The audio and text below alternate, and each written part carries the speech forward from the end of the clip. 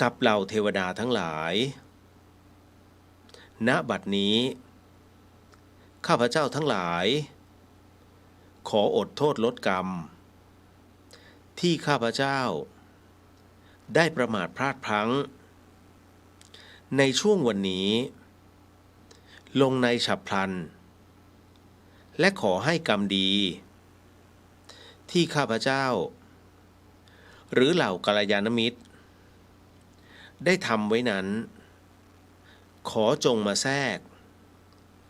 ส่งผลบุญนี้ให้ข้าพเจ้าได้มีความสุขและประสบผลสำเร็จตลอดไปเถิดสาธุสาธุสาธุต่อไปนะครับเป็นบทขึ้นกรรมฐานนะฮะ ก็ขอให้ทุกท่านว่าตามเนาะอิมังวิปัสสนากรรมฐานังปูเชมิทุติยัมปิอิมังวิปัสสนากรรมฐานังปูเชมิตติยัมปิอิมังวิปัสสนากรรมฐานังปูเชมิสาธุ ลำดับต่อไปนะครับก็ให้ขอทุกท่านนะครับนั่งสมาธิกันนะแล้วก็นั่งหรือเข้ากรรมฐานกันนั่นแหละนะฮะโดยที่ สไตล์ใครสไตล์มันชอบแบบไหนเราทำแบบนั้นแต่ข้อแม้ของเราทุกท่านก็คือว่าเราอย่าเอาอะไรก็ตามที่เป็นความรู้สึกที่มันไม่ดีที่เราพกติดตัวมานั้นนะเอามาอยู่ในตัวเรานะอย่าทำเช่นนั้นให้ท่านนั้นนะขจัดความรู้สึกนั้นออกไปเอาวางไว้นะทิ้งมันไปขยะอารมณ์เหล่านั้นขอให้ทิ้งมันไปเอาออกไปจากจิตให้ได้นะฮะไม่ต้องมาเข้ามาในขณะตรงนี้หรือแผนอะไรก็ตามที่เราจะต้องดำเนินต่อไปก็อย่าพึ่งนะอย่าไปคิดมันก็หยุดไว้ก่อนนะเอาวางไว้ก่อนทั้งหมดทั้งมวลขอให้อยู่กับปัจจุบันนะฮะ เพราะฉะนั้นทั้งหมดทั้งมวลในค่ำคืนนี้นะขณะนี้เราก็จะมาเข้าสู่ในช่วงของการเข้าสมาธิแล้วก็นั่งกรรมฐานกันโดยใช้มือขวาทับมือซ้ายนะส่วนการนั่งก็แล้วแต่ว่าใครจะนั่งขัดสมาธิใครจะนั่งพับเพียบหรือว่าใครจะนั่งในรูปแบบไหนก็ตามที่เป็นการผ่อนคลายนะฮะไม่ทรมานตัวเองจนเกินไปนะหลังจากนั้นก็ให้กำหนดลมหายใจสูดลมหายใจเข้าลึกๆนะฮะแล้วก็ผ่อนลมหายใจออกนะยาวๆโดยให้สตินั้นนะตามตั้งแต่ลมหายใจเข้าแล้วก็ตามตั้งแต่ลมหายใจออกนะฮะตามไปเรื่อยๆนะฮะทั้งเข้าลมหายใจเข้าแล้วก็ลมหายใจออกเข้าไปเรื่อยๆนะครับแบบนี้นะสลับไปเรื่อยๆจนกระทั่งเราไม่อยากท่องแล้วก็ปล่อยให้ลมหายใจมันไปของมันนะฮะแล้วหลังจากนั้นก็เข้าสู่สภาวะไม่มีพุทไม่มีโทเขาเรียกพุทโธหายนะฮะก็ทั้งหมดทั้งมวลนั่นแหละนะที่จะให้ทำกันนะตรงนี้เอาละ ณขณะนี้ก็ต้องขออนุญาตนะฮะในเรื่องของการที่เราจะมานั่งสมาธิก็ขออนุญาตนะในส่วนของการที่ต้องพูดข้อธรรมะไปด้วยเล่าเรื่องราวต่างๆไปด้วยเพื่อให้จิตของเรานั้นได้เป็นสมาธินะแล้วก็ไม่หลุดไปไหนนะถ้าพร้อมแล้วค่อยๆหลับตานะครับ เรื่องราวทั้งหมดที่ผมกำลังจะเล่าต่อไปนี้นั้นเป็นเรื่องของพ่อแม่ครูบาอาจารย์นั่นก็คือเรื่องของท่านหลวงพ่อชาสุภัทโทหลวงพ่อชาท่านเล่าว่าท่านเคยไปปฏิบัติธรรมกับหลวงปู่กินรีหลวงพ่อชาตั้งใจปฏิบัติมากท่านก็เดินจงกรมและก็นั่งสมาธิทุกวันแต่ก็อดแปลกใจไม่ได้ว่าหลวงปู่กินรีนั้นวันๆไม่ค่อยเดินจงกรมไม่ค่อยนั่งสมาธิเลยทำนู่นทำนี่เกือบตลอดเวลาแล้วท่านจะเห็นอะไรแต่หลังจากที่ได้อยู่ปฏิบัติกับหลวงปู่นานๆแล้วก็ได้ฟังธรรมอันลุ่มลึกจากท่านหลวงพ่อชาก็รู้ว่าเป็นความเขลาของท่านที่คิดไปเองเช่นนั้นท่านพูดถึงบทเรียนที่ท่านได้จากประสบการณ์ครั้งนั้นว่าเรามันคิดผิดหลวงปู่ท่านรู้อะไรมากกว่าเราซะอีกคำเตือนของท่านสั้นๆและไม่ค่อยมีใครฟังบ่อยนักเป็นสิ่งที่ลุ่มลึกแฝงไว้ด้วยปัญญาอันแยบคายความคิดของครูบาอาจารย์กว้างไกลเกินปัญญาเราเป็นไหนๆตัวแท้ของการปฏิบัติก็คือความภาคเพียรกำจัดอาสวะกิเลสภายในใจ ไม่ใช่ถือเอากริยาอาการภายนอกของครูบาอาจารย์เป็นเกณฑ์ท่านมาได้ตระหนักแล้วก็คิดอีกครั้งหนึ่งว่าการปฏิบัติธรรมนั้นไม่ได้อยู่ที่รูปแบบแต่อยู่ที่การวางใจให้ถูกต้องไม่ว่าทำอะไรก็สามารถเป็นการภาวนาได้คราวหนึ่งท่านนั่งประชุนจีวรที่ขาดวิ่นใจนั้นนึกถึงการภาวนาอยู่ตลอดเวลาอยากรีบประชุนให้เสร็จเร็วๆเพื่อจะได้ไปภาวนาต่อขณะนั้นเองหลวงปู่กินรีก็เดินผ่านมาสังเกตเห็นอาการของพระหนุ่มจึงพูดขึ้นว่าท่านชาจะรีบร้อนไปทำไมเล่าผมอยากให้เสร็จเร็วๆครับหลวงปู่เสร็จแล้วท่านจะทำอะไรล่ะจะไปทำอีกอันนึงครับแล้วถ้าเสร็จอีกอันล่ะท่านจะไปทำอะไรผมก็จะไปทำอย่างอื่นอีกเมื่อทำอย่างอื่นเสร็จแล้วท่านจะไปทำอะไรอีกเล่าเมื่อเห็นว่าใจของหลวงพ่อชานั้นไม่ได้อยู่กับงานที่กำลังทำแต่คิดถึงงานชิ้นอื่นๆที่อยู่ข้างหน้าแล้วก็รีบร้อนจะทำให้เสร็จไวๆทั้งหมดนี้ก็เพื่อไปภาวนาต่อหลวงปู่กินรีจึงเตือนว่าท่านชาท่านรู้ไหมนั่งเย็บผ้าผืนนี้ก็ภาวนาได้ท่านดูจิตตัวเองสิว่าเป็นอย่างไรแล้วก็แก้ไขมันท่านจะรีบร้อนไปทำไมเล่าทำอย่างนี้เสียหายหมดความอยากมันเกิดขึ้นท่วมหัวท่านยังไม่รู้เรื่องของตนอีกคำพูดของหลวงปู่กินรีนั้นกระตุกใจของหลวงพ่อชาอย่างแรงทำให้ท่านได้สติแล้วก็เกิดความเข้าใจชัดเจนว่าไม่ว่าอยู่ที่ไหนทำอะไรก็ภาวนาได้ทั้งนั้นขอให้มันดูใจของตนอย่างต่อเนื่องจนเกิดความรู้สึกทั่วพร้อมนี่เป็นบทเรียนที่ประทับใจท่านมากและถือเป็นหลักปฏิบัติของท่านตลอดมาเมื่อท่านไปตั้งสำนักปฏิบัติธรรมที่หนองป่าพงจึงทำให้มีกิจกรรมหลายๆอย่างและมีเรื่องเล่าว่าตอนนั้นหลวงพ่อชาอายุมากแล้วมีเด็กหนุ่มมาถามท่านว่าทำไมพระจึงไม่นั่งสมาธิพอหลวงพ่อชาได้ฟังน้ำเสียงแล้วรู้ว่าไม่ได้ถาม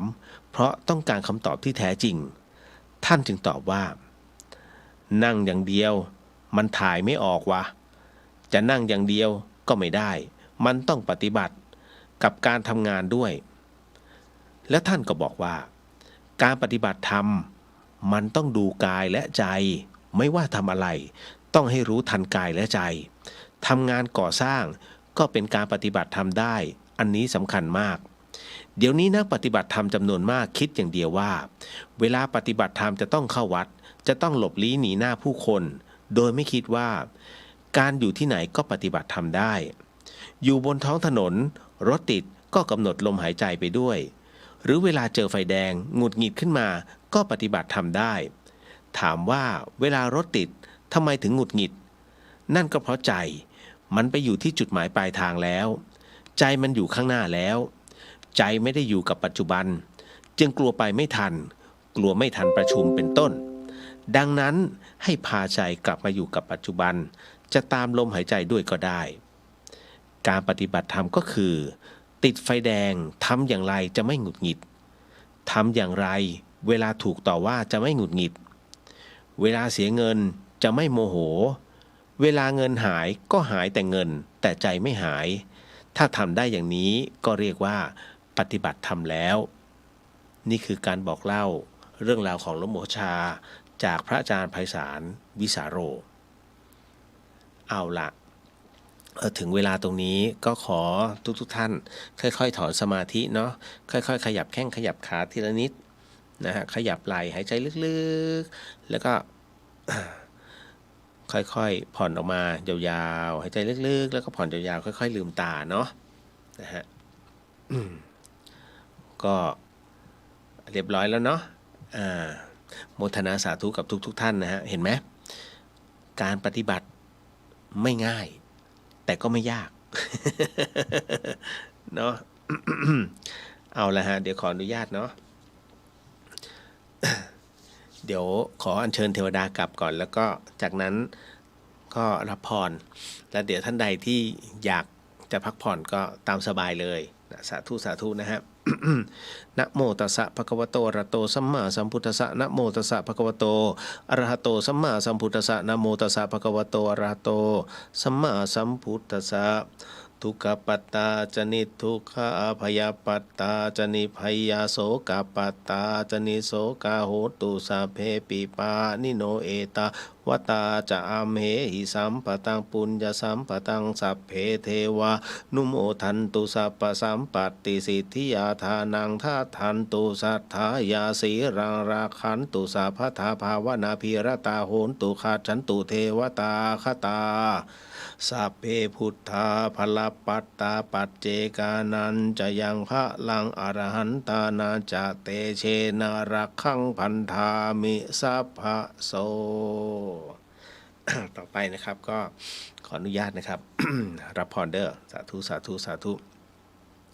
สัพพพุทธานุภาเวนะสัพพธรรมานุภาเวนะสัพพสังฆานุภาเวนะพุทธรัตนังธรรมรัตนังสังฆรัตนัง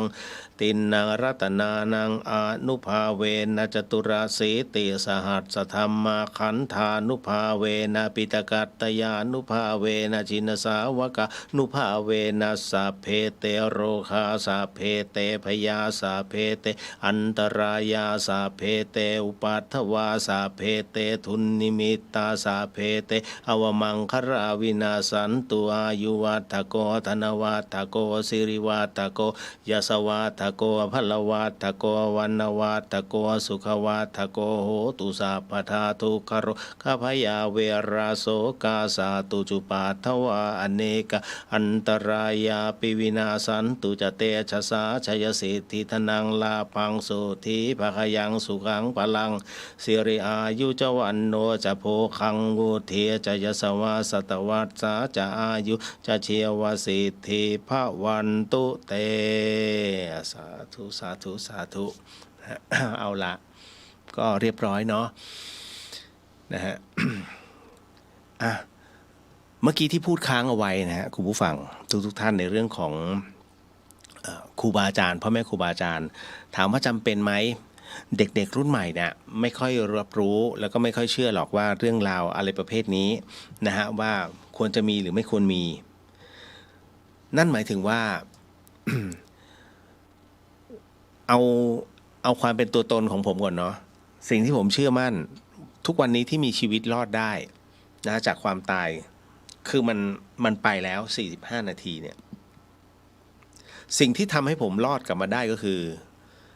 ส่วนหนึ่งน่าจะเป็นจากความช่วยเหลือของพ่อแม่ครูบาอาจารย์นะฮะอันเนื่องมาจากว่าในวันที่ตัวผมเนี่ยดิ่งนะฮะชีวิตคำว่าดิ่งในที่นี้ไม่ใช่ชีวิตล้มเหลวนะฮะดิ่งในที่นี้คือตายคือตุยเลยนะฮะ45นาทีแต่ไอ้ช่วงตรงนั้นเนี่ยฮะหลังจากที่ฟื้นขึ้นมานะครับคนแรกที่ผมเจอนั่นคือพระอาจารย์ภาสกรอันนั้นน่ะต้องบอกว่าก็คือท่านเป็นพระพี่ชายอยู่แล้วนะฮะแล้วก็ท่านจับที่มือไว้แล้วก็แผ่เมตตาให้อีกอันนึงนะฮะก็คือพ่อแม่ครูบาอาจารย์หลายๆรูปไม่ว่าจะเป็นพระอาจารย์คเชนนะฮะท่านเวรุตมุนีนะครับท่านเป็นริมบูเช่เนาะแล้วก็ไม่ว่าจะเป็นห้องกายทิพย์นะฮะผมก็ตอนนั้นฝึกเรียนกายทิพย์ด้วยแล้วก็อะไรล่ะในเรื่องของจักระนะครับแล้วก็ยังมีพ่อแม่ครูบาอาจารย์สายป่ายนะอีก2ท่านที่ดีใจที่สุดก็คือว่าพระอาจารย์นพพรอาทิตย์วังโสซึ่งเป็นพระอาจารย์ใหญ่เลยนะท่านก็รับเป็นศิษย์เดี๋ยวนั้นแล้วก็ท่านก็ช่วยนะเพราะน้องบีเนี่ยเอารูปผมไปให้ท่านอาจารย์ดูแล้วท่านจัดการเลยไอ้นี่ใครมันทำของใส่ท่านก็ทำย้อน ไอ้นั่นก็หมดเลยนะวิชาไปหมดเลยนะฮะ ก็เลยเป็นที่มาที่ไปว่าเนี่ยการที่มีพ่อแม่ครูบาอาจารย์นะฮะพอมีแล้วเนี่ยท่านช่วยเราได้แต่ต้องบอกว่า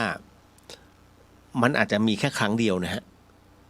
ในเรื่องของการที่จะมีพ่อแม่ครูบาอาจารย์เห็นเราแล้วก็รับรู้นะฮะทั้งหมดทั้งมวลนะว่าพอมันถึงเวลาแล้วเนี่ยเฮ้ยช่วยมันหน่อย มันยังมีประโยชน์ในเรื่องของงานพระศาสนามันยังมีประโยชน์ในเรื่องของภาพรวมอะไรอย่างเงี้ยฮะท่านก็จะช่วยแต่คราวเนี้ยมันไม่ใช่ผมแค่คนเดียวคือหลายๆเรื่องหลายๆที่ประสบพบเจอมาแต่ละคนที่ตายแล้วฟื้นเนี่ยส่วนใหญ่แล้วจะมีพ่อแม่ครูบาอาจารย์นะที่รักและเคารพเนี่ยเสียส่วนใหญ่นะฮะมีฮะนะครับก็อย่างล่าสุดนี่ตายไป3 วันนะฮะก็จะเป็นคนขับรถของท่านอาจารย์เวรุมุนีนะฮะอันนั้นตายไป3 วันเขาก็บอกว่าไอ้ช่วงที่ตอนที่ตายไปนะฮะคือตอนที่จิตมันดิ่งไปแล้วเนี่ย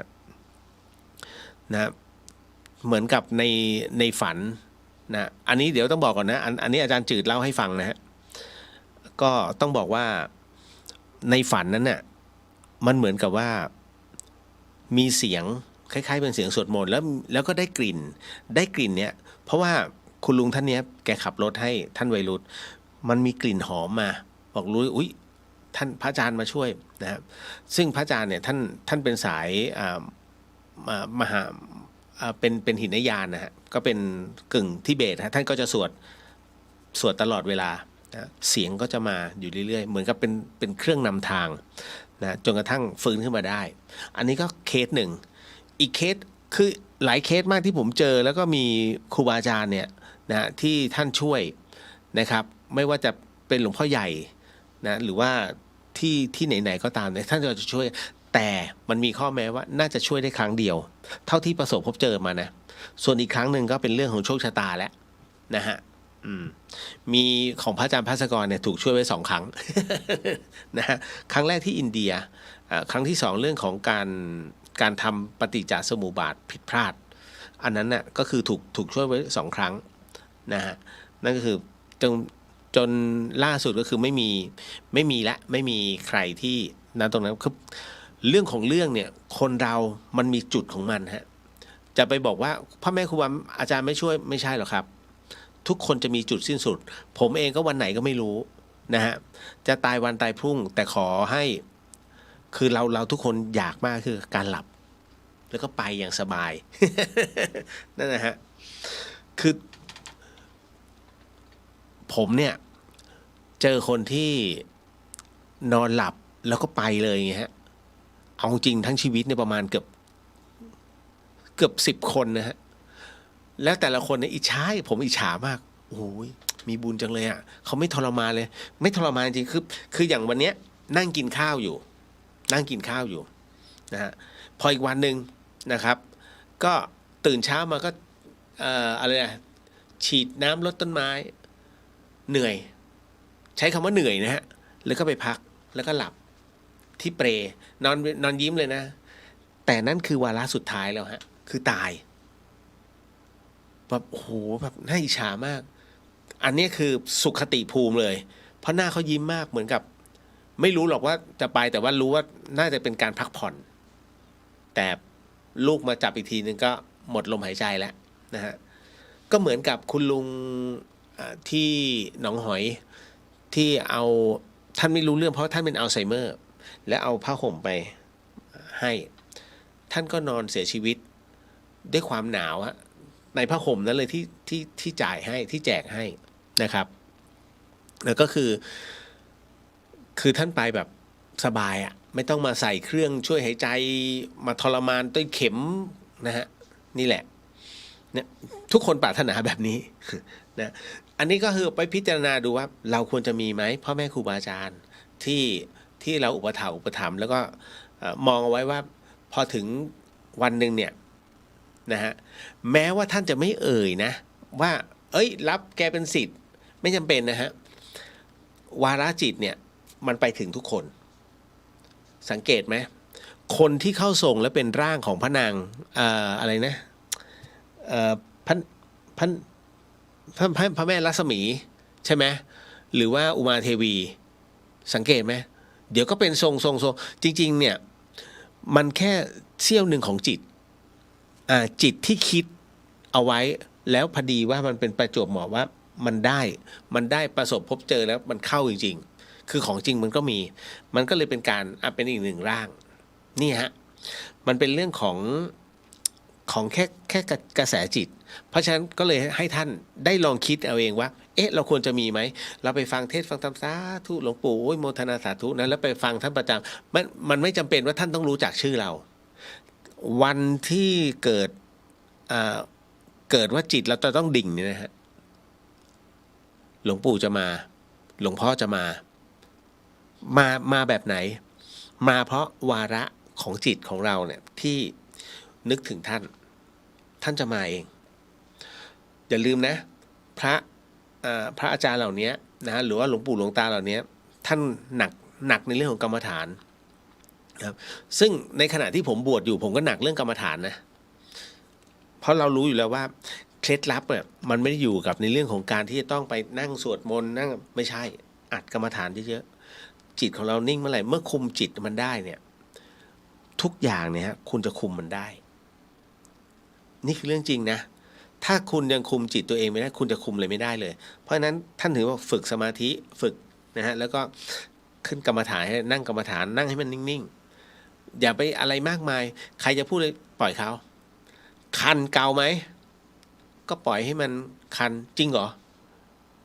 และถ้ามันต้องเป็นอะไรล่ะตัวบุ้งที่มันขึ้นต้องปัดไหมก็ต้องปล่อยให้มันไต่เอางั้นเลยเหรอท่านถึงได้บอกว่าอะไรเนี่ยนะฮะที่มันจำเป็นจะต้องสละเอาไปก่อนก็ทำมันก่อนบุ้งมาอย่างเงี้ยแล้วคุณแพ้บุ้งเนี่ยก็เอามันออกไปก่อนนะฮะแล้วค่อยกลับมานั่งสมาธิใหม่นะฮะไม่ต้องไปโอ้โหนี่ไอ้นี่มันนั่งสมาธิยังไงวะใครอยู่ไม่จำเป็นนะฮะอย่างที่หลวงพ่อชาท่านก็บอกนะตัวสมาธิไม่อยู่กับขยับไม่ขยับขับรถยังนั่งสมาธิได้ยังเข้าสมาธิได้เพราะฉะนั้นเนี่ยมันจึงถึงได้บอกว่าเรายึดตัวเราเป็นหลักไม่มีใครรู้นะแม้กระทั่งผู้สอบอารมณ์ก็ไม่รู้วาระจิตของท่านนะยกเว้นว่าอันนั้นคือระดับพระการแล้วคือท่านนั่งจนอย่าไปคิดอย่างนั้นสิถ้าคิดอย่างนั้นเนี่ยมันก็ไม่ไปไหนอันนี้คือเขารู้วาระจิตเราแต่มันน้อยมากนะฮะเพราะฉะนั้นให้ท่านรู้เลยว่าตัวเราเนี่ยรู้วาระจิตของตัวเองพอไม่ต้องให้ใครมาบอกนะฮะอันนี้ทิ้งเอาไว้ให้เป็นปริศนาว่าท่านน่ะอยากจะมีพ่อแม่ครูบาอาจารย์ไหมก็แค่นั้นเองคือด้วยเด็กรุ่นใหม่เขาไม่มาเชื่อเรื่องเราเหล่านี้มันแน่นอนเพราะสื่อเนี่ยมันไปเล่นในเรื่องของพระไม่ดีแต่พระดีไม่เล่นเพราะมันขายไม่ได้ไงคนไทยเนี่ยชอบเสพแบบเนี้ยนะแล้วก็ไปเชื่อไหมทุกวันนี้เวลาสื่อพวกนี้เวลามาปุ๊บผมเปลี่ยนช่องเลยรู้แล้วแหละว่าจุดจบมันคืออะไรก็เห็นอยู่แล้วว่าแต่งเหลืองท้ายที่สุดไม่ถูกจับศึกก็ถูกตักเตือนก็มีอยู่แค่2 อย่างนั่นนะฮะแต่ทำไมล่ะมันเป็นไงเห็นไหมมันน่าคิดมากเรื่องราวเหล่านี้ถึงได้บอกว่าคนมันจะไม่ศรัทธาก็เพราะเรื่องราวของสื่อที่อัดไปแล้วสื่อพวกนี้เดี๋ยวก็จะสลายไปเรื่อยๆเพราะตัวกรรมมันตีมันจะกลายเป็นเหลือแต่ช่องนะช่องทีละช่องก็คือในช่อง YouTube ที่จะได้รับความนิยมมากขึ้นก็แค่นั้นเองฮะเห็นไหมก็เพราะอะไรไปอัดเรื่องราวข่าวพลังลบมันเยอะแต่ถามว่ามันเหมาะมันควรไหมมันก็ควรแหละ นะก็เพราะว่าไปทำกันเองไงอย่างล่าสุดเนี่ยอะไรเนี่ยพระขายโดนัทคือเรื่องราวเหล่านี้ฮะมันมีวิธีการคุมนะฮะก็ไม่เป็นไรนะอย่างเนี้ยมีผู้ถามผมมาว่าทำไมพระมีข่าวเสพเมถุนกันเยอะจังครับได้ยินแล้วหมดศรัทธามันไม่มีวิธีอะไรจัดการหรือครับเดี๋ยวเมาบ้างเดี๋ยวเสพกามบ้างโอ้โหถ้าผมอยู่ในจีวรนะผมจะหายใจเฮือกใหญ่นะแล้วก็ไม่พูดอะไรมากเพราะว่าถ้าพูดถึงเป็นพระนะบอกโยมเขาพูดถูกนะฮะมันเป็นภาพข่าวที่มันไม่ควรไงแต่มันทำกันเองนะจริงต้องบอกตรงนี้ว่าทั้งหมดทั้งมวลเนี่ยนะพระภิกษุจะมีพระวินัยเป็นตัวกำหนดยกเว้นว่าวัดไหนไม่เคยสอนพระวินัยกับพระเลยพระจึงไม่รู้ในเรื่องวินัยยันเจ้าวัดซึ่งก็มีอยู่เรื่อยๆที่ท่านเห็นนะเป็นข่าวทั้งนั้นแหละนะฮะคราวนี้ก็ต้องบอกว่าเมื่อมีพระวินัยกำหนด จริงๆเนี่ยนะคุณผู้ฟังพระวินัยเนี่ยให้โอกาสแค่ครั้งเดียวนะฮะให้โอกาสแค่ครั้งเดียวอย่างเช่นเมาใช่ไหมเมาเนี่ยนั่นหมายถึงว่าในพระวินัยจริงๆถ้าในส่วนพุทธกาลนะฮะให้ท่านหลับตานึกถ้าคนที่เมาเนี่ยเป็นลูกศิษย์ท่านเป็นลูกศิษย์ท่านนะถามว่าครั้งแรกเนี่ยท่านให้อภัยไหมเอาพระวินัยออกมาให้อภัยฮะมันเมาครั้งที่สองอ่ะก็พออภัยได้แต่ตักเตือนมากขึ้นอย่ามีครั้งที่สามนะแล้วถ้ามันยังเมาอีกล่ะครั้งที่สามเป็นท่านทนไหวไหมตัดออกเลยฮะตัดออกเลยบอกเธอไม่ต้องมาเรียนกับฉันแล้วเธอไปหาคนอื่นเรียนเช่นกันนะฮะพระวินัยเองเนี่ยเอาจริงๆในพระไตรปิฎกไม่ได้บอกหรอกว่าเฮ้ยมันผิดได้แค่ครั้งสองครั้งไม่ใช่พอมันไม่มีบอกตรงเนี้ยแล้วคนไทยไงทุกอย่างจะต้องชัดเจนอ๋อเนี่ยมันบอกเอาไว้เนี่ยพระวินัยบอกไว้ต้อง2 ครั้งโอเคไงผมแค่ครั้งเดียวมันอ้างได้แต่เนี้ยพอไม่มีบอกปุ๊บอ้างเลยไม่มีบอกในพระวินัยนี่มันก็แค่โลกาวัชชะในเรื่องของปาจิตตีในเรื่องของสังฆาทิเนี่ยฮะจะไปอ้างแบบนั้นเพราะมันผิดซ้ำซากคนติดเหล้าเนี่ยพอมันกินปุ๊บเดี๋ยวแอบมากินใหม่พอจับได้อาบัติไปกินใหม่อย่างเนี้ยให้แค่2 ครั้งแล้วก็ที่เหลือจับศึกเพราะถือว่าบวชไปก็แค่นั้นฮะไม่มีความก้าวหน้าแล้วก็ไม่ได้ศึกษาพระธรรมแล้วก็ไม่ได้เป็นผู้เผยแผ่ภิกษุคือผู้ที่รับเอาพระธรรมมาเผยแผ่ต้องทำหน้าที่ตรงนี้นะฮะเผยแผ่แบบไหนส่วนใหญ่พระป่าบางท่านเนี่ยก็จะให้ผู้ที่เป็นอาจารย์เท่านั้นที่จะแสดงธรรมนะฮะแต่แท้ที่จริงแล้วเนี่ยใครก็ได้ที่มีภาวะพอแต่ไม่ได้มาแสดงธรรมออกใหม่ใช้วิธีการสอนในเรื่องของกรรมฐานแค่นั้นเลยฮะเพราะฉะนั้นในเรื่องของทำไมจึงมีข่าวพระเสพเมถุนท่านจำไว้อย่างนะพระก็คนมันมีเรื่องฮอร์โมนเข้ามานะฮะพอมันมีเรื่องฮอร์โมนเข้ามาเนี่ยมันมีภาวะอารมณ์ตรงนี้เกิดขึ้นเอาอย่างนี้ก็สึกถูกฮะมันก็ควรจะสึกแต่ถามว่าแล้วหลวงปู่หลวงตาที่ผ่านมาแล้วทำไมท่านทำได้และทำไมท่านทำไม่ได้เพราะท่านไม่รู้วิธีการไงฮะท่านไม่รู้วิธีการว่ามันเป็นอะไรแบบไหนคือถ้าทำให้เอาง่ายๆเลยอสุจิเคลื่อนนิดเดียวนะฮะเรียบร้อยสังฆาทิเศษทันทีนะฮะแล้วกรณีที่อย่างที่บอกครับว่ามีอุปกรณ์มาช่วยแล้วสมัยนี้เมื่อก่อนเป็นปลาหมึกใช่ไหมเดี๋ยวนี้เดี๋ยวนะฮะที่ผมพูดไม่ใช่เป็นเรื่องที่เอามาพูดทะลึ่งหรือว่าเป็นอะไรก็ตามนะอันเนี้ยมันมีเรื่องราวที่เกิดขึ้นจริงแต่กำลังจะบอกว่าเฮ้ยไปทำอย่างเงี้ยไม่สมควรนะฮะแล้วมันผิดแน่ๆนะฮะต่อให้คุณใช้อะไรก็ตามนะฮะหรือแม้ก็บอกว่าอันเนี้ยเราผู้ชายนะฮะแล้วอันเนี้ยสามเณรไม่ได้แม้นิดเดียวที่ท่านคิดก็ไปแล้วฮะเพียงแค่คิดก็สังฆาทิเศษแล้วนี่คือศีลของพระนะฮะกรณีตรงนี้ล่ะได้ยินแล้วหมดศรัทธาใช่ครับไม่มีใครชอบหรอกฮะมันเป็นวิธีมันไม่มีวิธีการจัดการมีฮะแต่เขาไม่ทำอย่างที่ผมบอกว่า พระรูปไหนก็ตามที่ติดตัวแดงให้ศึกถูกศึกนะฮะหรือถูกจับศึกนะฮะหรือมีปัญหาแล้วถูกขับไล่ออกไปด้วยความประพฤติให้ติดตัวแดงเอาไว้ที่กองพิสูจน์หลักฐานแค่นั้นแล้วกลับมาบวชไม่ได้เพราะเวลาจะบวชเนี่ยมันจะต้องมีใบจากกองพิสูจน์หลักฐานว่าคนเนี้ยไม่เคยทำผิดมันถึงจะได้นี่คือกรองจากตำรวจอีกทีนึงนะมันง่ายแต่ไม่ทำแค่นั้นแหละ มันถึงได้จังหวัดนี้ไม่รับบวชกูไปบวชจังหวัดอื่นก็มีให้เยอะเลยฮะต่อมามีผู้ถามว่าเขาทำพระเครื่องหรือของขลังเพื่ออะไรอันนี้มันไม่น่าจะใช่วิถีพุทธนะฮะคือจริงๆเนี่ยผมต้องบอกก่อนนะไอ้เรื่องของการทำพระเครื่องเนี่ยนะฮะแรกเริ่มเดิมทีเลยนะครับเวลาท่านไปวัด ท่านไปทำบุญถูกไหมท่านเสร็จปุ๊บก็กลับสมมุติวันหนึ่งท่านไปทำบุญอ่ะโยมอันนี้พอดีเอาหลวงพ่อก็ทำเอาไว้เป็นพุทธบูชาเอาไปถือว่าเป็นที่ระลึกมีอะไรก็นึกถึงพระพุทธเจ้านะนี่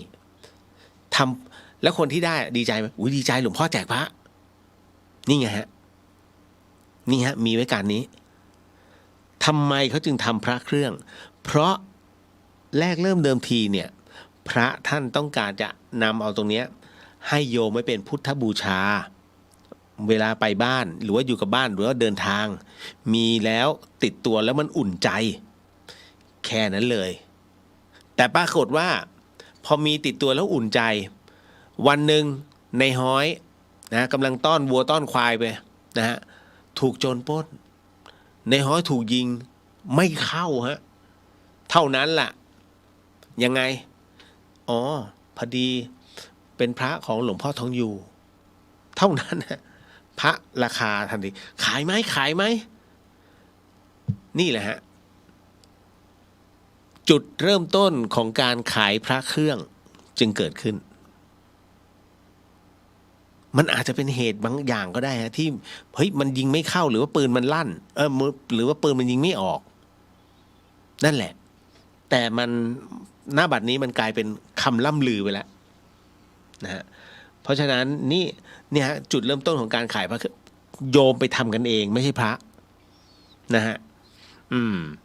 แต่ของพระที่ทำเนี่ยทำต้องการสงเคราะห์แจกไว้เป็นที่ระลึกแค่ได้ก็ดีใจแล้วอ่ะแค่นั้นแหละฮะ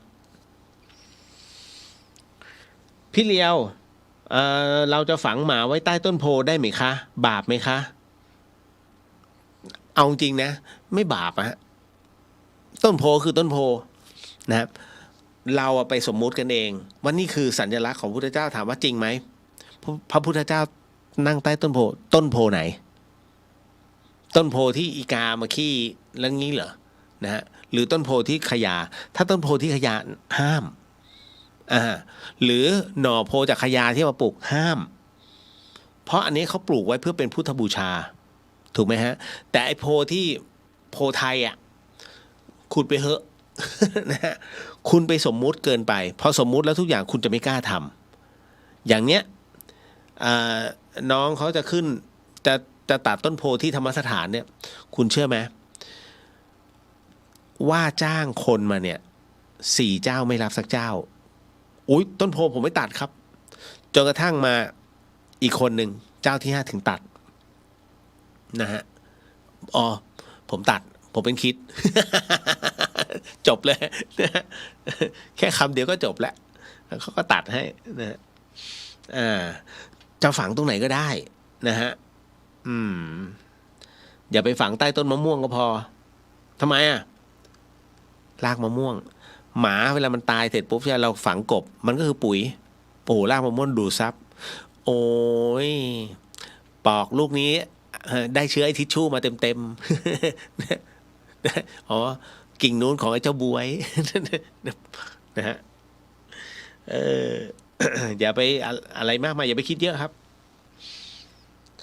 ต่อมานี่มีผู้ถามจีวรลายดอกพิกุลมีจริงหรือไม่ผิดศีลพระสงฆ์ใช่ไหมจริงๆเรื่องจีวรลายดอกเนี่ยไม่ว่าจะเป็นดอกมะลิหรือว่าดอกโบตันอะไรพวกเนี้ยนะฮะขออภัยดอกพิกุลและดอกโบตันเนี่ยฮะมันมีมาตั้งแต่ต้นกรุงรัตนโกสินทร์นะฮะซึ่งตรงนี้นี่เองเนี่ยมันเป็นเรื่องของการถวายผ้าถ้าในละครเขาบอกว่าในสมัยรัชกาลที่3ใช่ไหมไม่ใช่มันมีก่อนหน้านั้นแหละนะฮะ แล้วจะนิยมในพระผู้ใหญ่เท่านั้นใช่ไหมนอกจากพระผู้ใหญ่แล้วก็ยังเป็นเรียกว่าพวกนาคต่างๆที่ตอนเปลี่ยนใหม่ๆเนี่ยในสมัยก่อนนะเขาก็จะใส่เป็นลายดอกพิกุลเลยนะหรือว่าลายดอกโบตันเป็นอย่างนั้นจริงๆครับเป็นอย่างนั้นจริงๆนะครับ เขาแต่ว่าเฉพาะในส่วนของงานพิธีเท่านั้นนะฮะแต่ถ้าเป็นปกติก็เป็นธรรมดาจีวรสังฆติธรรมดานะครับมันมาจากตรงไหนนะตัวเนี้ย เอาจริงนะผมเองก็ไม่มั่นใจแต่รู้ว่ามีมาตั้งแต่รัชกาลที่ปลายรัชกาลที่1รัชกาลที่2มาแล้วมาตั้งแต่ตอนนั้นแหละฮะ แล้วตอนหลังมาสิ้นสุดเรารัชกาลที่6ประมาณนี้ฮะก็เริ่มเสื่อมลงหมายถึงว่าเริ่มไม่นิยมแล้วนะครับณตรงนี้มีฮะไม่ถามว่าผิดศีลไหมท่านไม่ได้ใส่ทุกวันนะครับแต่ว่าใช้นุ่งเปลี่ยนในงานพิธีเท่านั้นเองนะครับเป็นประเพณีแล้วตั้งนานแล้วล่ะเคยได้ยินพี่เลียวพูดถึงภาวะคนใกล้ตายเหมือนกลับมาหายดีแต่สุดท้ายก็ตายทำไมจึงเป็นเช่นนั้นคะวันนี้ได้ดูเพจของอีจันเนาะที่หลายๆคนไปประมาทคุณพ่อของน้องท่านหนึ่งแต่ที่เป็นมะเร็งนะฮะแล้วก็ปรากฏว่าคุณพ่อท่านนี้เนี่ยอยู่ๆก็ลุกขึ้นนะฮะลุกขึ้นเดินได้นะครับแล้วตั้งแต่นั้นทุกคนจะบอกว่านี่แสงสุดท้ายเดี๋ยวก็ตายปรากฏว่าจนปัจจุบันยังไม่ตายนะฮะท่านก็ยังแข็งแรงก็เดินนะมันบอกไม่ได้หรอกนะฮะแต่ผมจะบอกอย่างหนึ่งว่าไอ้ตรงเนี้ยที่บอกว่ามันจะเกิดแบบนี้เนี่ยกับทุกคนไหมนอกจากคนที่ประสบอุบัติเหตุนะถึงจะไม่เกิดหมายถึงว่าตายคาที่อย่างเงี้ยไม่เกิดแต่ถ้าคนไหนก็ตามที่อยู่ในภาวะของการนอนเตียงเป็นทุกคนฮะ ทางพระพุทธศาสนาเราเรียกว่าเป็นการรวมธาตุครั้งสุดท้ายการรวมธาตุครั้งสุดท้ายนั้นหมายถึงว่าคุณมีโอกาสเขาเรียกเป็นช่วงวินาทีทองเพราะว่าร่างกายทั้งหมดเนี่ยไม่ว่าจะเป็นธาตุดินน้ำไฟลมเนี่ยพอมันรวมกันให้คุณมีแรงสมมุตินะฮะคนที่คุณรักเนี่ยอยู่ในโรงพยาบาลสายระยางเลยผมถามว่าพอคุณมาอีกทีนึงเนี่ยมันเหลืออยู่สายเดียวคิดว่าจะหายไหมหมอบอกว่าโอ้โหอย่าปาฏิหาริย์มากผมก็ไม่นึกเลยว่าเนี่ยคุณลุงจะลุกมันนั่งอะไรอย่างเงี้ยได้ทั้งที่มีโรคนี้เป็นผมโอ้โหผมวินิจฉัยไม่ถูกเลยครับนั่นแหละคือการรวมตัวครั้งสุดท้ายเพราะโรคมันยังอยู่ข้างในนะฮะวินาทีตรงนี้ฮะอยากสั่งเสียอะไรให้เขาเขียนเลยหรือว่าบอกกล่าวว่าอัดเทปเลยนะฮะอย่าดีใจจนแบบอุ๊ยหายแล้วจะหายแล้วเตรียมตัวใจเย็นเวลาเป็นเครื่องพิสูจน์นะฮะก็เลยต้องบอกก่อนว่าไอ้ภาวะของคนใกล้ตายแล้วเหมือนกลับมาหายดีเนี่ยนะของพี่เลี้ยวนี่คือการรวมธาตุครั้งสุดท้ายนะบางคนตายเลยนะฮะแป๊บเดียวก็ไปมีเวลาช่วงวินาทีเดียวฮะทำไมเป็นแบบนั้นมันเหมือนกับเขาให้โอกาสมั้งนะมันเหมือนกับทุกอันเนี่ยมันถูกใช้จนแบบแบตหมดอะมันคือแบตเป็นศูนย์น่ะนั่นหมายถึงว่ากูป๊อกแล้วตุยนั่นแหละฮะแต่ถ้าทั้งหมดทั้งมวลเนี่ยนะฮะอย่างของคุณลุงท่านนี้ที่อายุ75เนี่ยฮะต้องเรียกคุณน้าสิอ่อนกว่าคุณแม่ผมคุณน้าท่านนี้ที่กลับมาเดินได้ก็ถือว่าโชคดีมากโชคดีมากๆนะครับเดี๋ยวนะ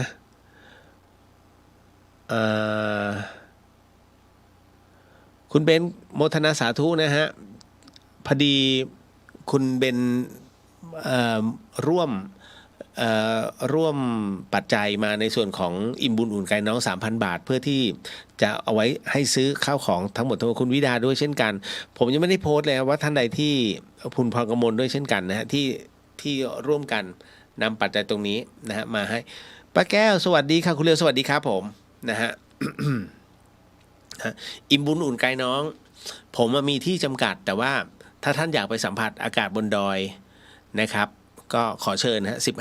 15-16นะครับกุมภาพันธ์อิ่มบุญอุ่นใจน้องครับ ผมมีน้องๆออฟโหลดไปประมาณ6คันนะ6 คัน 6-7 คันนะครับแต่ถ้าท่านจะไปช่วยแจ้งผมนิดนึงนะเพราะว่ามันต้องจำกัดคนแล้วก็ผมต้องดูรถก่อนว่านั่งคันไหนได้นะครับนิดนึงการเล่นผีถ้วยแก้วมันคือการเชิญวิญญาณมาเข้าแก้วจริงหรือคะนะฮะ จะต้องบอกว่าไงดี เดี๋ยวนะฮะท่านใดเคยเล่นมั่งผีถ้วยแก้วเวรกรรมไม่ใช่ฮะผมกำลังหา หาไม่เจอไม่เป็นไรตัวไอตัวลูกศรฮะมันหาย ใครเคยเล่นผีถ้วยแก้วมั้งฮะไม่มี คือการเล่นผีถ้วยเขาบอกการเล่นผีถ้วยแก้วนั้นมันคือการเชิญวิญญาณมาเข้าแก้วจริงหรือคะหรือแก้วมันเคลื่อนที่เองเล่นคนเดียวได้ไหมคะเล่นคนเดียวไม่แนะนำนะฮะไม่แนะนำนะครับคุณเบนบอกว่าเคยเล่นผีเหรียญค่ะอุ้ยตายแล้วมันเป็นยังไงผีเหรียญฮะเอางี้นะผมเคยอยู่ในวงผีถ้วยแก้วนะครับคือจำได้ว่า1 2 3 4มี4คนนะฮะแล้วเขาก็มีแผนผังคล้ายๆไฮโลเลยอารมณ์ไฮโลเลย แผนผังเป็นตัวหนังสือแล้วตรงกลางเรียกเป็นบ้านเป็นโฮมเลยนะฮะก่อนที่จะเล่นเขาจะจุดธูป1 ดอกก่อนเพื่ออัญเชิญนะอัญเชิญไม่รู้หรอกว่าเรานึกถึงใครให้บอกชื่อนามสกุลไปแล้วก็ให้มาสถิตตรงนี้ตึ้งนะฮะส่วนใหญ่แล้วเขาจะเล่นเดี๋ยวนะคำว่าเล่นผีถ้วยแก้วเนี่ยคุณอย่าไปเล่นพั่มเพื่อนะฮะมันเคยเกิดเหตุมาแล้วทำไมเขาจึงเล่นผีถ้วยแก้ว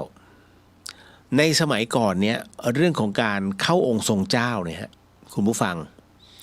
มันมีของจริงเนี่ยน้อยมากนะฮะเขาก็เลยเหมือนกับว่ามันไม่มีหนทางเนื่องจากว่ามีเหตุตายกระทันหันเกิดขึ้นยังไม่ทันสั่งเสียเลยแต่อยากจะคุยนั่นนะฮะก็เลยมีการเล่นผีถ้วยแก้วเกิดขึ้นคืออัญเชิญเข้ามาแล้วก็จากนั้นไหนอยากจะถามเรื่องอะไรถามคือเขาบอกว่าถ้าสมมุติว่ามันจะเป็น4 คนนะเป็น4 ทิศเนี่ยดินน้ำไฟลมนะฮะทุกคนก็ต้องจับที่แก้วที่วางที่โฮมเสร็จปุ๊บจากนั้นคู่ที่จะเป็นคนถามหรือว่าเป็นคนนำเนี่ยเขาก็จะบอกว่าถ้าตรงนี้นะฮะมีผู้ที่เราอัญเชิญเนี่ยมาเข้าไปที่แก้วแล้วไอ้นี่คือแก้วแบบไม่ใช่แก้วเป๊กด้วยนะแก้วใหญ่นะฮะแก้วแบบที่คุณดื่มน้ำกันน่ะแล้วเป็นแก้วเลยแก้วใสๆโปร่งๆเลยฮะก็จะจับทุกคนถ้าสมมุติว่าผู้ที่อัญเชิญมาแล้วนั้นมาอยู่นะตรงนี้แล้วขอให้แก้วนั้นขยับแก้วเนี่ยฮะแล้วทุกคนจะจับกันนะ4 คนแต่ว่าเฉยๆเนี่ยแก้วมันจะขยับอยู่ในโฮมหมุนเป็นอันบอกว่าบัดเนี้ยฉันมาแล้วในนี้ไอ้ตรงที่หมุนเองเนี่ยฮะมันเป็นเรื่องที่น่าแปลกว่าแค่แตะทุกคนแตะนี่ไม่ให้แตะข้างแก้วถ้าแตะข้างแก้วมันดันได้ไอ้นี่แตะที่ตูดแก้วลองเล่นดูก็ได้ฮะคุณแตะตูดแก้วแล้วลองใส่ที่มันจะไปได้แค่ไหนเพราะฉะนั้นเนี่ยมันแทบจะไม่ไปเลยเพราะมันฝืดนะฮะแต่อันเนี้ยพอเขาอัญเชิญเสร็จโอ้โหมันไหลเลยปื๊ดคราวนี้ก็ถามแล้วที่อยู่ที่มานะตรงเนี้ยชื่ออะไรแก้วจะเคลื่อนไปตามชื่อฮะสมมุติว่าชื่อดุยมันก็ไปดอเด็กสระอูไม่เอกยอยักษ์แล้วกลับมาที่โฮมเขามาแล้วคนนี้คือชื่อดุยก็ประมาณนั้นนะแล้วคราวนี้ก็จะถามแก้วมันก็จะเคลื่อนแล้วตอนที่ออกทำยังไงตอนที่ออกเนี่ยนะฮะมันเหมือนกับว่าเขาจะเขียนมันจะไปที่สระเอกลับมาฮึบแล้วก็วนหอหีบคือมันไม่ได้ไปแบบเป็นตัวอักษรทีเดียวนะฮะพอมันไปสระเอเสร็จปุ๊บมันก็จะกลับมาที่โฮมก่อนแล้วก็จะไปต่อทุกอย่างมาสิ้นสุดที่โฮมก่อนแต่ละตัวนะพอมันไปสระเอนะหอหีบกลับมานะหนูสระ ไม่เอกอ่างยอยักษ์อะไรเนี้ยสะกดว่าเหนื่อยแล้วโอเคเขาต้องการไปแล้วนะฮะคราวนี้ก็อัญเชิญกลับพออัญเชิญกลับเสร็จปุ๊บพออัญเชิญกลับเสร็จปุ๊บก็หงายแก้วขึ้นตึ้งเป็นอันจบบางคนอุตริฮะอันนี้ฟังหูไว้หูนะฮะใช้วิจารณญาณก่อนที่ผมเล่าให้ฟังบางคนไปอวดอุตริในขณะที่กำลังเคลื่อนเนี่ยหงายแก้วเลยปึ้มมันก็ไม่มีอะไรนะฮะคนที่เยาะเย้ยก็เป็นไงล่ะมันก็ไม่เห็นมีอะไรมันคือพลังงานลุกนะฮะมันคือพลังงานที่ท่านมองไม่เห็นมันอยู่กับคนละเลเวลนะฮะดังนั้นเมื่อคุณกลับไปเตรียมตัว เตรียมตัวผวาได้เลยนะฮะเพราะว่าเชิญมาอย่างดีแต่สุดท้ายเหมือนเชิญมาทำร้ายไม่มีใครยอมฮะนะเพราะฉะนั้นการที่เขามาปรากฏเนี่ยพลังงานแต่ละอันเนี่ยเขาเสียโดยใช่เหตุเขาเสียเพื่อต้องการเมื่อรู้แล้วก็ทำบุญหน่อยนะพรุ่งนี้ใส่บาตรให้หน่อยนะรับรองอย่างนี้จะเรียกมาไงก็ได้นะแต่ไม่ควรเล่นคนเดียวนะลูกเนาะอันตรายอันตรายหลายๆอย่างโดยเฉพาะยิ่งเดี๋ยวเขาหาว่าบ้านี่มันนั่งเล่นคนเดียวเว้ย บ้าวะเนี่ยคุยคนเดียว นะฮะอันนี้บอกไว้เฉยคุณนัทบอกเคยเล่นผีเหรียญค่ะนิ้วไม่ได้แตะเหรียญเลยเพราะเล่นเองกับเพื่อนแล้วมันเคลื่อนไงฮะมันเคลื่อนไปเลยเหรอผีเหรียญผมไม่เคยเห็นเคยได้ยินนะเคยได้ยินมานานแล้วแต่ก็ไม่เคยนะเหมือนกับที่ผีถ้วยแก้วไหมฮะที่มันจะต้องเป็นตารางหรือไหมแล้วมันเคลื่อนไปเองโดยที่มือไม่แตะเฮ้ยน่าสนใจมากไม่เคยผมก็ไม่เคยอันเนี้ยไม่เคยก็บอกไม่เคย นะฮะ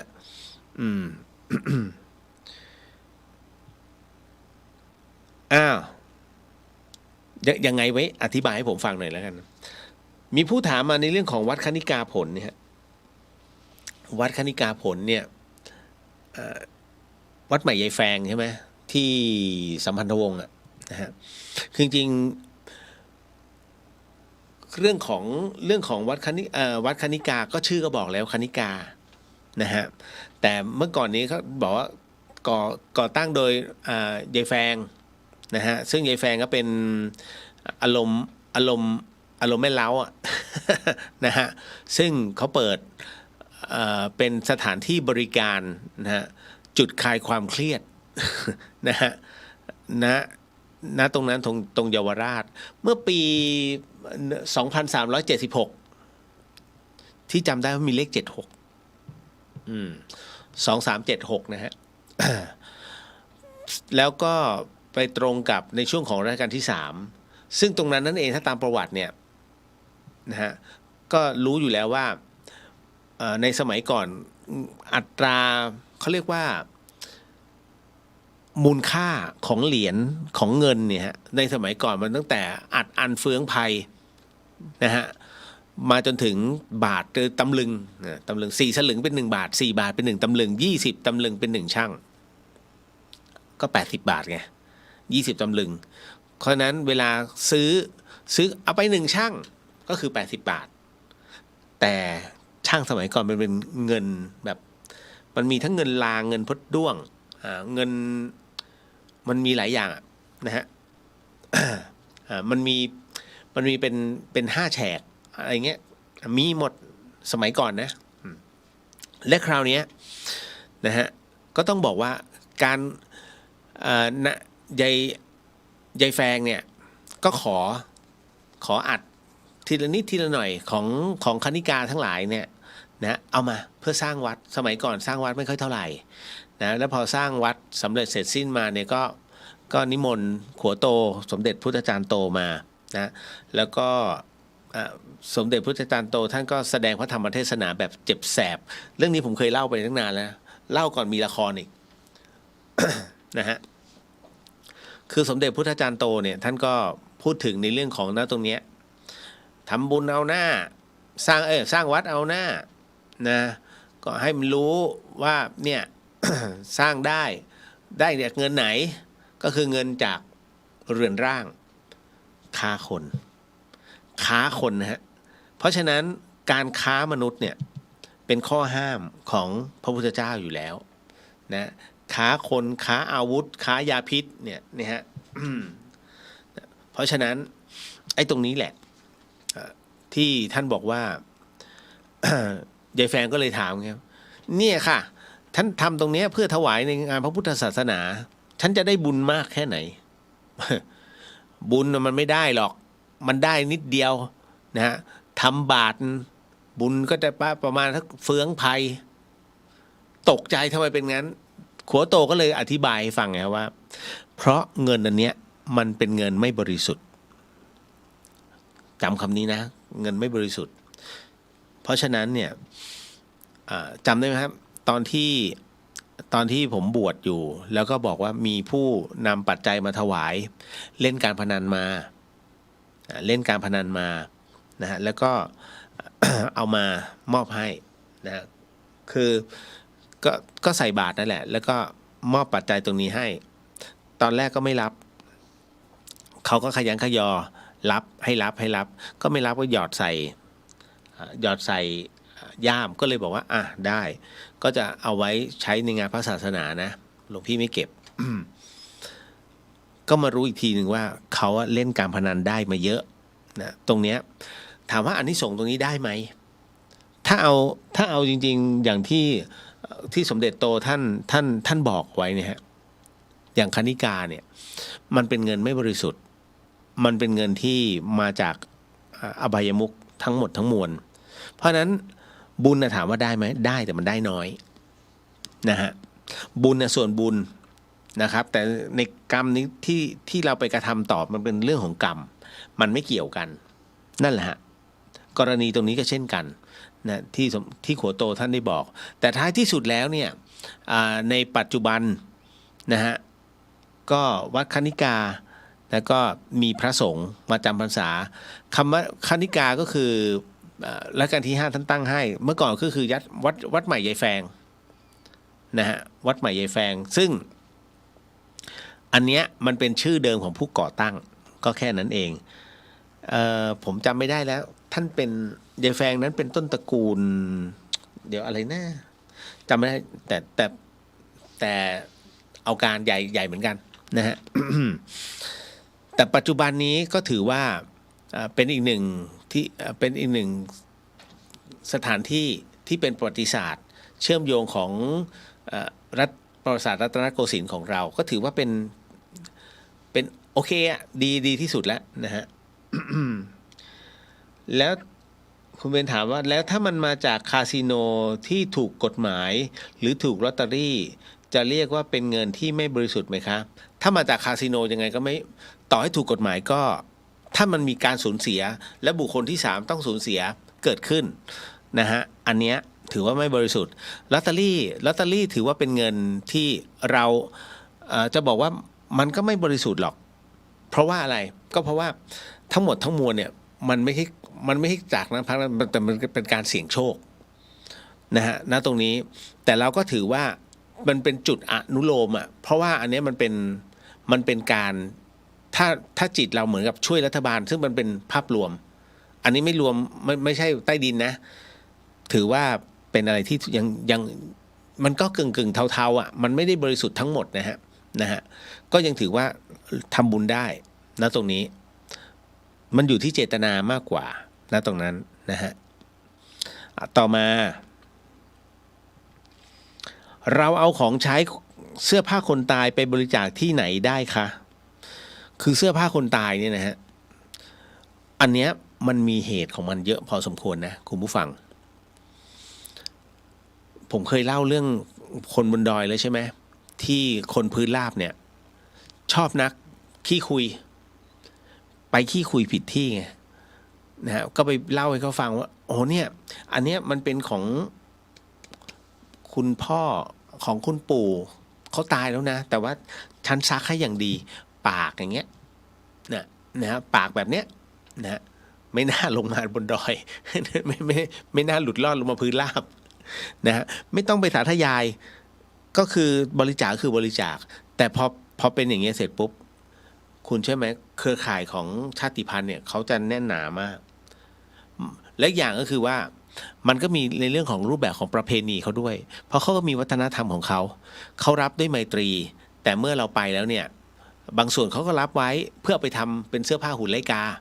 แต่ส่วนใหญ่เขาทิ้งแล้วก็เผาทิ้งนะฮะเราอย่าไปมองว่าเขาต้องการเสื้อผ้าแต่ถ้าเป็นพวกกะลาเป็นพวก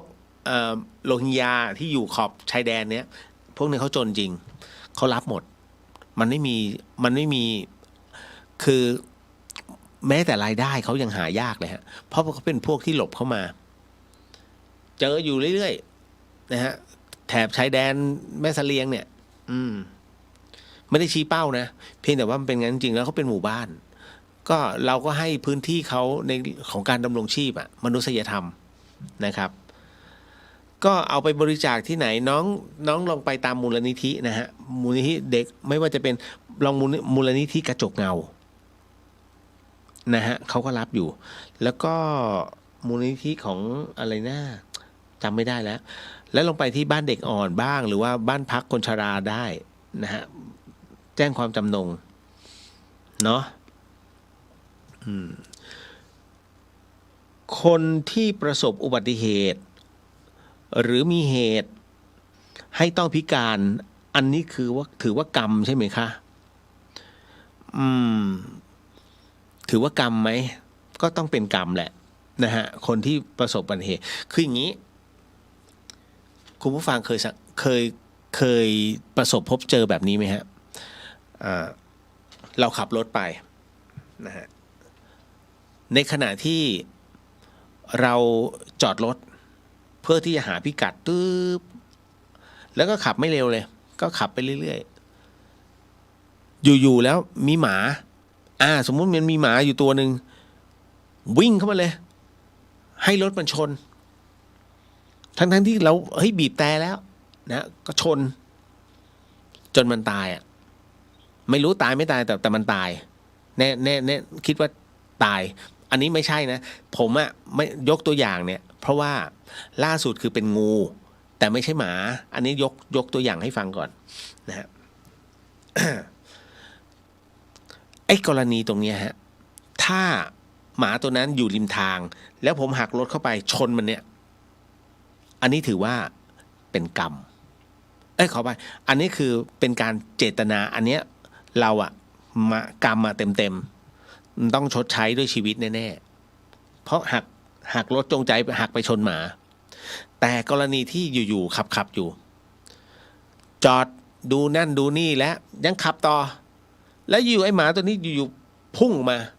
แล้วเราเบรกไม่ทันแล้วก็ชนตายถามว่ากรรมตัวนี้ต้องชดใช้ไหมคำตอบคือไม่ต้องทำไมก็1ชีวิตแต่ชีวิตเนี้ยมันชดใช้ของมันแสดงว่ามันทำกรรมกับเราไว้เพราะอะไรฮะอยู่นาน2 นานน่ะมึงไม่วิ่งแต่อยู่พอเห็นรถมาปุ๊บมึงวิ่งเข้ามาหารถให้ชนกรรมของมันฮะเราเบรกไม่ได้เราหักหลบไม่ได้ตายเหมือนกันนะฮะเพราะฉะนั้นเราจะยอมตายเหรอหักหลบหมากิ้งคว่ำคอหักตายระหว่างเรากับหมาท่านมีคำตอบอยู่ใช่ไหมฮะอย่างน้อยเอาวะมีชีวิตอยู่กูยังทำบุญให้หมาได้ทำนู่นทำนี่ได้ถูกไหมนี่แหละอารมณ์เดียวกันนะเพราะฉะนั้น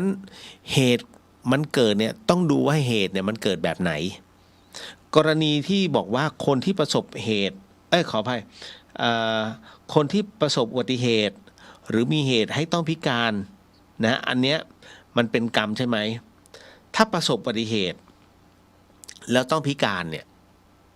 อันนี้ใช่คือตามมานะมันคือกรรมที่ต้องน้อมรับคือสิ่งที่ต้องชดใช้แต่ถ้าเกิดอุบัติเหตุปุ๊บแล้วไปเลยก็ต้องดูวาระอีกฮะเป็นวาระแบบไหนท่านสังเกตไหมบางคนบอกคนดีตายเร็วนะฮะคนชั่วตายช้าคนดีตายเร็วมันต้องมีเหตุของมันนะฮะเพราะว่าถ้าคนดีต้องตายด้วยความรวดเร็วเนี่ยแสดงว่าถ้ายังดำรงต่อไปข้างหน้าเนี่ยไม่ใช่คนดีแล้วมันจะมีเหตุให้ต้อง บิดอะไรหลายๆอย่างมันจะมีเหตุของมันนะฮะอันนี้ทั้งหมดทั้งมวลต่อมาฮะ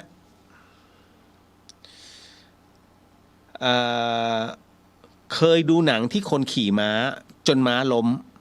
แล้วใช้ปืนยิงอันนี้ขบอยละแล้วใช้ปืนยิงทิ้งเขาบอกว่ามันจะทรมานหากปล่อยไว้ลักษณะแบบนี้เขาทำถูกหรือผิดที่จะปลดปล่อยแบบนี้หรือไข้หวัดนกที่ทำการฆ่าไก่เป็นล้านๆตัวเพื่อไม่ให้ไก่เผยแพร่โรคอะไรแบบนี้ครับกรณีที่ตัดเหตุทั้งหมดทั้งมวลออกไป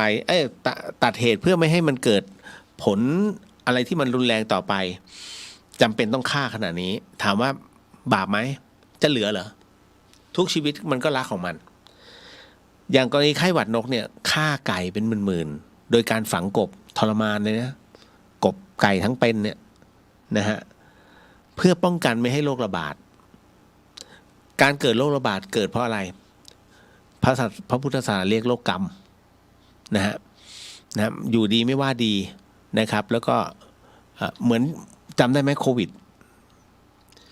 ตอนที่โควิดระบาดใหม่ๆเลยนะผมนึกในใจเลยเมืองไทยไม่รอดแน่เพราะการเข้าประเทศของประเทศไทยหละหลวมมากฮะจริงๆนะตม.ประเทศไทยหละหลวมมากใครจะบอกว่าโอ๊ยตรวจเข้มไม่เข้มเลยถ้าเข้มจะไม่มีเหตุการณ์อะไรแบบนี้อาชญากรข้ามชาติจะเข้ามานะหรือว่าจะคนนู้นคนนี้จะเข้ามาก่อเหตุมีเยอะมากมันจะเข้าไม่ง่ายกรณีตรงนี้พอนึกในใจปุ๊บว่าไม่น่าเกินเดือนหน้าโควิดต้องเข้าประเทศแล้วจริงๆฮะจำได้ไหมฮะคู่แรกที่เข้ามาคือคนที่อะไรนะไปติดมาจากไหนแล้วมี2 เคสคนนี้รู้สึกจะอยู่หนองแขม1 คนและอีกคนหนึ่งอยู่แล้วโอ้โหรีบจับหาที่มาที่ไปโอ้ยพอตอนหลังที่มาที่ไปหาก็ไม่ได้แล้ว นะเนี่ยนี่คือสิ่งที่มันเกิดขึ้นฮะเพราะเราไปหาสิ่งนั้นมาเอง ถ้าคุมเข้มปิดประเทศเลยนะจบเมื่อตอนนั้นแล้วนะครับต่อมาต้องบอกว่าไอ้กรณีที่ยิงทิ้งเนี่ยฮะปลดปล่อยแบบนั้นก็กรรมฮะมันเหมือนกับคนที่เขาค้าวัวฮะถ้าสมมุติว่า